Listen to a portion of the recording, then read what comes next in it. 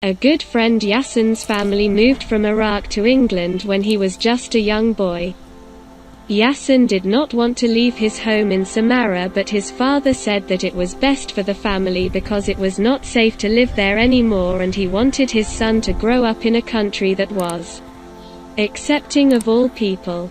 Yasin's father told his son that England was a multicultural country where people lived and worked together regardless of race or religious beliefs. Although Yasin was not happy about leaving Iraq, he soon settled into his new life in a big city called London. London was very exciting with its tall buildings and museums. And Yasin especially liked the London Planetarium and the big River Thames with all of its old bridges. Yasin even made friends with a boy who lived next door, called Andrew. All summer long, Andrew and Yasin played in the park or went to the zoo with Andrew's mum. Andrew shared his toys and his comics with Yasin and told him all about his favorite superheroes.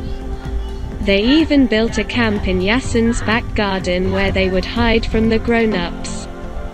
The summer was a fun time, and young Yasin soon felt quite at home in London, even though it was a very big city and not nearly as sunny and hot as it was in Samarra. His English got better and better, especially with help from Andrew, although there were a lot of words that Yasin did not understand, and he often felt silly because he couldn't speak as well as he would like. When September finally came around and the leaves began to fall from the trees, Yasin's father explained that it was time for his son to go to school.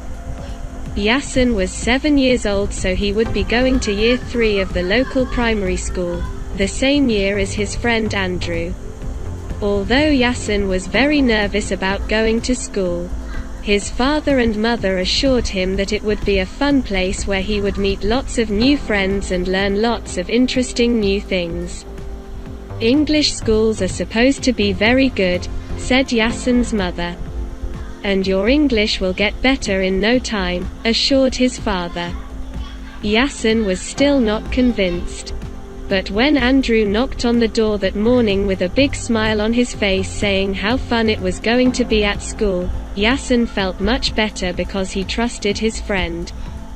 The two boys chatted all the way to the school gates. Andrew told Yasin about the playground and who was the best teacher and what boys were the most fun and what girls were pretty and how they often served custard for pudding at lunchtimes. Yasin did not know what custard was, but Andrew looked very excited about it, so Yasin thought it must taste very good. But when the boys got to their class, things did not go how Yasin imagined they would. The teacher told Andrew to take a seat at the front of the class as she introduced Yasin to the rest of the children. He did not like standing up in front of the class, and one boy shouted that he was a smelly foreigner. The boys and girls all laughed. And then another boy made fun of Yasin's accent when he was asked to say his name and where he came from. "I can't understand him, miss. He can't even speak English," said the nasty boy. Finally, Yasin was allowed to take a seat at the back of the class, but he wished that he was sitting next to Andrew as he felt very alone.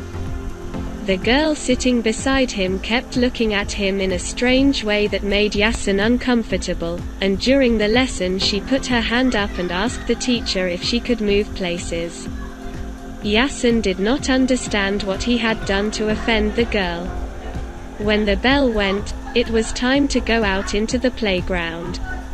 All the children closed their books, put on their coats and headed out of the door into the bright autumn sunshine. The teacher kept Yasin back for a moment and gave him a badge with his name on, which she pinned to his jumper. "There you go," she said with a smile.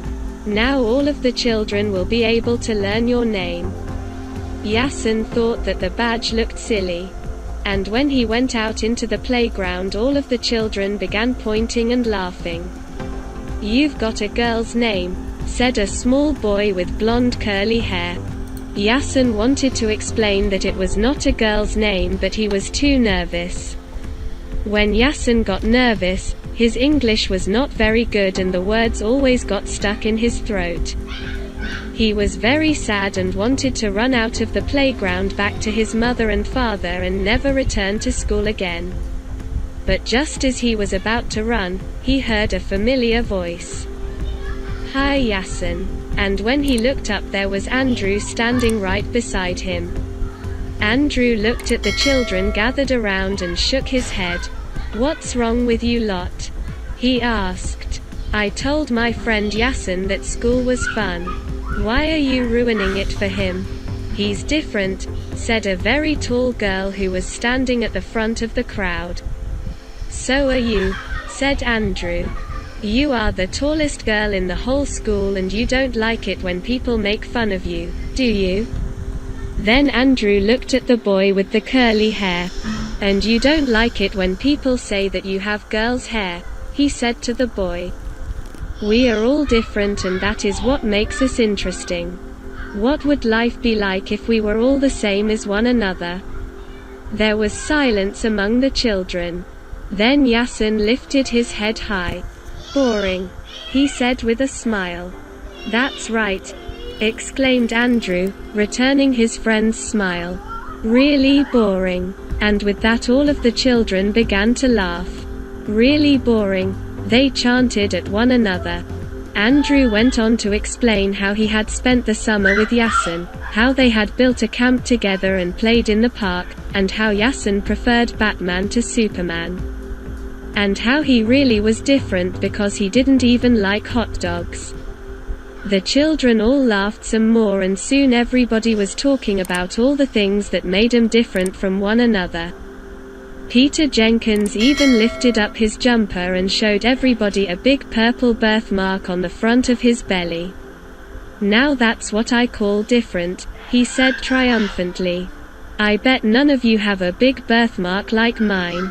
When break time was over, Andrew put his hand up in class and suggested to the teacher that they should spend the lesson talking about how great it was that everybody was so different from everybody else and how people came to England from all over the world to begin a new life just like his friend Yasin. The teacher agreed that it was important to be an individual, and she also said how wonderful it was that the whole of Britain was such a multicultural island.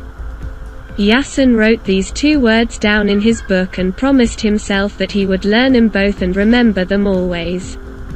He also wrote the word friend in his book. He already knew what that meant, but he just wanted to write it down because he felt so lucky to have a good friend like Andrew who stood up for people and did not judge them just because they were different.